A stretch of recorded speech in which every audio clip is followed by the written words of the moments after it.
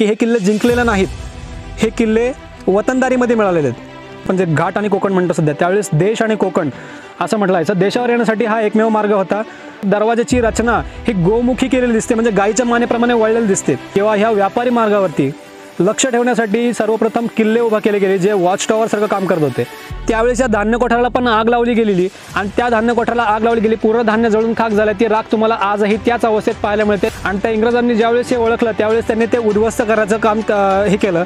आणि त्यावेळेचा जो अधिकारी होता, इंग्रज अधिकारी, त्याने 1818ला जो GR काढला, त्या GR मध्ये किल्ल्यांचे सगळे जाण्याच्या वाटा उडवल्या गेल्या.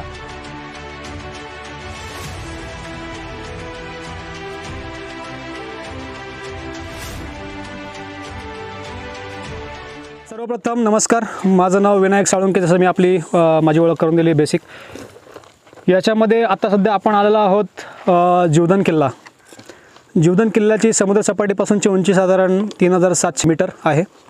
इतर किल्ले जर बघितले त्या मानाने जीवधन किल्ल्याचं एक अनन्यसाधारण महत्त्व असं की ज्यावेळेस आपला व्यापार चालायचा, सातवाहनकालीन जो व्यापार चालायचा, किंवा हा जो सिल्क रूट जो तुम्ही बघता, किंवा आपण ज्याला म्हणतो रेशीम मार्ग किंवा व्यापार मार्ग, तो हा व्यापार मार्ग आपला असा होता. शूरपारक म्हणजे नालासोपारा मुंबई ते थेट देशावरती, म्हणजे त्यावेळेस देश आणि कोकण असे दोन, आपण जे घाट आणि कोकण म्हणतो सध्या, त्यावेळेस देश आणि कोकण असं म्हटलं जायचं. देशावर येण्यासाठी हा एकमेव मार्ग होता.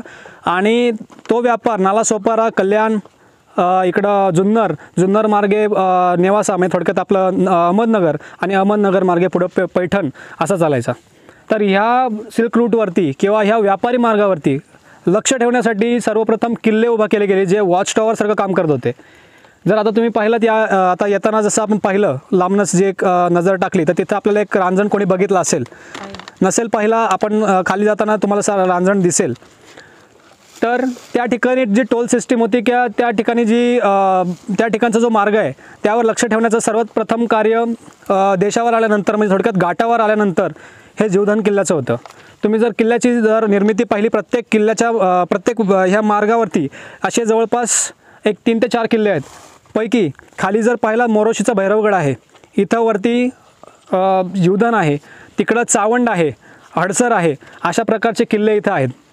तर ह्या किल्ल्यांचा, जसं मी तुम्हाला अगोदर सांगितलं की मेन उपयोग किंवा महत्त्वाचा उपयोग हा व्यापारी मार्गावर लक्ष ठेवणे आणि त्या दृष्टीनं जे काही संरक्षण असेल त्यासाठी केलेला होता.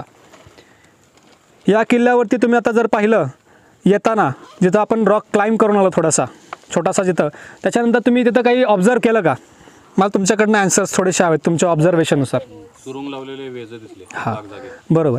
तर सूर्य, चंद्र आणि मध्ये बरोबर. आणखी काही मला ऑब्झर्वेशन तुमच्याकडनं हवे, जेणेकरून मी त्याचे आन्सर्स देऊ शकेल तुम्हाला की ते काय आहेत. किल्ल्याची ती भिंत आहे समोरची, पूर्ण कोरलेली आहे. बरोबर. ती अशी कमान आहे ना, ती सगळे बरोबर कोरलेले एका दगडातले आहे. बरोबर. इकडच्या बाजूला पडझड झाल्यावर परत त्याची रचना केली. परफेक्ट. आणखी कोणी? पण आहेत भरपूर. बरोबर. तर ह्याच्यामध्ये जर आता तुम्ही जसं सांगितलं, ऑब्झर्वेशन एकदम करेक्ट आहेत. तर याच्यामध्ये जर तुम्ही पाहिलं तर किल्ल्याची रचना किंवा किल्ल्याचं स्वरूप हे एक प्रकारच्या गडी टाईपमधला किल्ला आहे. जाताना कुठनंही 2 दरवाजे व्यतिरिक्त इकडं खाली जुन्नर दरवाजा आहे आणि इकडे कल्याण दरवाजा आहे. कारण कल्याण दरवाजा का, तर कल्याणकडे फेसिंग आहे त्याचं, आणि या साईडनं जुन्नर दरवाजा का, तर जुन्नर साईडनं फेसिंग आहे त्याचं. ठीक आहे. आता आपण आलो तर कल्याण दरवाजावरनं वरती येताना तुम्ही जे सुरुंगाचं जे सांगितलं त्याप्रमाणे तिथं शिवाजी महाराजांचे जेवढे किल्ले आहेत, मराठ्यांचं जे स्फूर्तीस्थानक आहेत, हे शिवाजी महाराजांचे जेवढे किल्ले हे इंग्रजांनी ओळखलं होतं. आणि त्या इंग्रजांनी ज्यावेळेस हे ओळखलं त्यावेळेस त्यांनी ते उद्ध्वस्त करायचं काम हे केलं. आणि त्यावेळेचा जो अधिकारी होता, इंग्रज अधिकारी, त्याने 1818ला जो GR काढला, त्या GR मध्ये किल्ल्यांचे सगळे जाण्याच्या वाटा उडवल्या गेल्या. त्याच्यामुळे आपल्याला आत्ता आल्यावर फक्त अर्ध्या पायऱ्या दिसल्या, अर्ध्या पायऱ्यात पूर्णपणे उद्ध्वस्त किल्ल्यात तोडल्या गेलेल्या आहेत. दुसरं ऑब्झर्वेशन तुम्ही जसं सांगितलं की याच्यावरती पूर्णपणे म्हणजे छन्नी हातोड्याचे घाव आहेत. तर हे पूर्णपणे एका दगडात वरून खालपर्यंत कोरलेलं आहे, खालून वरपर्यंत नव्हे, उलटं कोरलेलं आहे. त्याच्यानंतर तुम्ही किल्ल्याच्या दरवाजाची जर म्हणजे मोस्ट ऑफ किल्ल्यावरती तुम्ही जर शिवाजी महाराजांनी घेतलेले किल्ले जे आहेत किंवा शिवाजी महाराजांनी केलेले किल्ले आहेत, बनवलेले किल्ले आहेत, त्यामध्ये जर पाहिलं तर दरवाजाची रचना ही गोमुखी केलेली दिसते, म्हणजे गायीच्या मानेप्रमाणे वळलेली दिसते. याच्या मागचं सर्वात मोठं स्थापत्यशास्त्र याचं मागं असं की ज्यावेळेस समोरून शत्रू येतो त्यावेळेस प्रत्यक्ष दरवाजावर हल्ला न व्हावा किंवा शत्रूला थोपवता यावं यासाठी त्याची रचना ही गोमुखाकार केलेली दिसते, म्हणजे वळलेली अशी केलेली दिसते. दुसरी गोष्ट, साईडला तुम्ही पाहिलं असाल की तिथं नालीसारखं थोडंसं कोरलेलं होतं.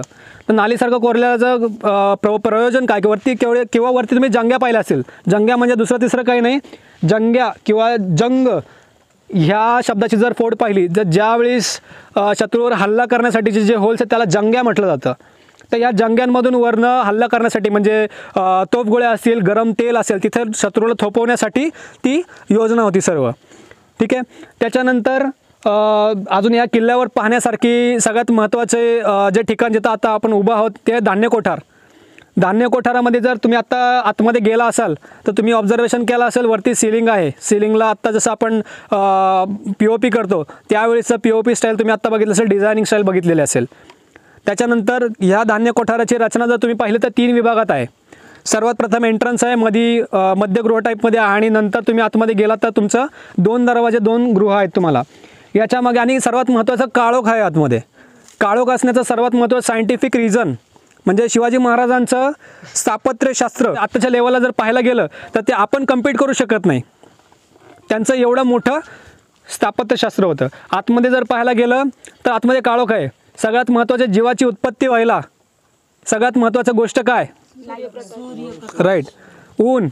दुसरी गोष्ट पाणी, आणि तिसरी गोष्ट हवा. आता तुम्ही जर पाहिलं त्याचे द्वार बरोबर तेवढ्या लेवललाच हे केलेले आहेत, आणि वरती अजून एक चौकोन आहे. ठीक आहे. तर याच्यामध्ये पूर्णपणे समजा दोन द्वार पॅक केले, आतमध्ये उजेड नाही, आतमध्ये हवा नाही. जर पूर्ण धान्याने भरलं तर आतमध्ये हवा नाही, आणि आतमध्ये कसं वाटतंय, थंड, बरोबर. मग ह्याच्यानुसार जसं आपला आजचा तर शीतकपाट किंवा फ्रीज म्हणतो त्यानुसार ह्याचं स्ट्रक्चर बांधलेलं आहे पूर्ण. म्हणजे याच्यामध्ये शिवाजी महाराजांची जी बांधणी शैली होती ती एक प्रकारची दिसते. त्याच्यानंतर खाली जर तुम्ही पाहिलं तर राख होती खाली, बरोबर. खाली चालल्यानंतर जाणवतं दबतंय थोडंसं, किंवा हातात घेतलं तर राख जाणवते, राख हवेत उडते. तर ज्यावेळेस किल्ले उद्ध्वस्त केले गेले त्यावेळेस या धान्य कोठाराला पण आग लावली गेलेली, आणि त्या धान्य कोठाराला आग लावली गेली, पूर्ण धान्य जळून खाक झालं. ती राख तुम्हाला आजही त्याच अवस्थेत पाहायला मिळते. एवढंच फरक आहे, थोडीशी तुम्हाला त्याच्यामध्ये धूळ वगैरे मिक्स झालेली दिसेल, कारण की ती राख जर आत्तापर्यंत राहत असेल तर तुम्ही जस्ट एक इमॅजिन करू शकता किंवा एक थोडंसं बुद्धीला चालना देऊ शकता की त्यावेळेस आतमधलं धान्य कोठार हे किती मोठं असेल किंवा किती त्याच्यामध्ये धान्य साठवलं गेलं असेल, की त्यानुसार ती राख आजही जळालेल्या अवस्थेत तिथं तशीच तशी पडून आहे. त्याच्यानंतर भौगोलिक परिस्थिती जर पाहिली आसपासची, तर या साईडला तुम्ही आता पाठीमागे बघताय जे जलाशय दिसतोय, हा माणिकडोह जलाशय. या साईडला अजून इथं आहे वराडी डोंगर, उजव्या साईडला माझ्या डाव्या साईडला वराडी डोंगर आहे. आणि जर तुम्ही कल्याण दरवाजापासून सरळ जर पाहिलं, आता जिथं आपण बसलो होतो खाली, जिथं आपण रॉक पॅच चढून आलो, तर त्या साईडला जर खाली पाहिलं तर ठाण्याची हद्द चालू होते. मुरबाड टोकावडे साईडची गाव आहेत. मुरबाड थोडं पुढे इथं खाली टोकावडे आहे, आणि टोकावड्यानंतर ते तुम्हाला जे सरोवर वगैरे दिसतात ते त्या पळू सोनवळे वगैरे साईडचे आहे. खाली भरपूर लेणी आहेत. ज्यावेळेस निजामशाही अस्ताला चालली होती त्यावेळेस शेवटचा निजामांचा आहे मूर्तिजा निजाम याला जीवदानच्या कैदेतून सोडवून संगमनेरजवळ पेमगिरी किल्ला आहे, त्या पेमगिरी किल्ल्यावरती त्याला नेलं आहे. आणि त्याला इथनं शहाजीराजांना, कारण शहाजीराजांच्या मुलुक हा अंडर होता, कारण शहाजीराजे हे आदिलशाहीच्या अंडर होते त्यावेळेस. तर यावेळेस जे वतन मिळालं होतं तर त्यांनी त्याला सोडवलेलं आहे लास्ट शेवटचा निजाम मूर्तिजा निजाम, आणि त्याला तिकडचं मंत्रिपद बहाल केलं आणि स्वतः तिकडे वजीर बनलेले आहेत. हा इथला इतिहास आहे. तर वानरलिंगीचं आता तुम्ही जर पाहिलं, खालनं येताना वर एक लिंगी दिसते किंवा एक सुळका दिसतो, तर त्या सुळक्याचं इतिहास म्हणण्यापेक्षा मी असं म्हणत भौगोलिक स्थान म्हणेल, की भौगोलिक स्थान असं आहे की जसं आपण म्हणतो की एखादा खडक हा अग्नीच खडक आहे आपला, जो जेवढा पण याच्यामधला सह्याद्रीमधला खडक आहे हा वली पर्वताचं एक उत्कृष्ट उदाहरण आहे, ज्याच्यामध्ये एका ठराविक पद्धतीने अशी रचना होते की दाब मिळतो आणि ते डोंगर वर येतात किंवा ती लावा तो वर येतो. त्या प्रकारे हे वली पर्वताचं उदाहरण आहे.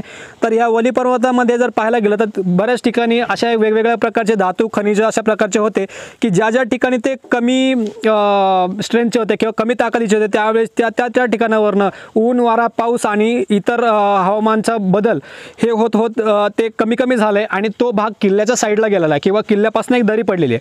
तर त्या प्रकारचा जो सुळका समोर आहे त्या सुळक्यावर आता सध्या बऱ्याच वेळेस रॅपलिंग आणि झिपलाईन क्रॉसिंगचे इव्हेंट्स होतात इथे आता सध्या.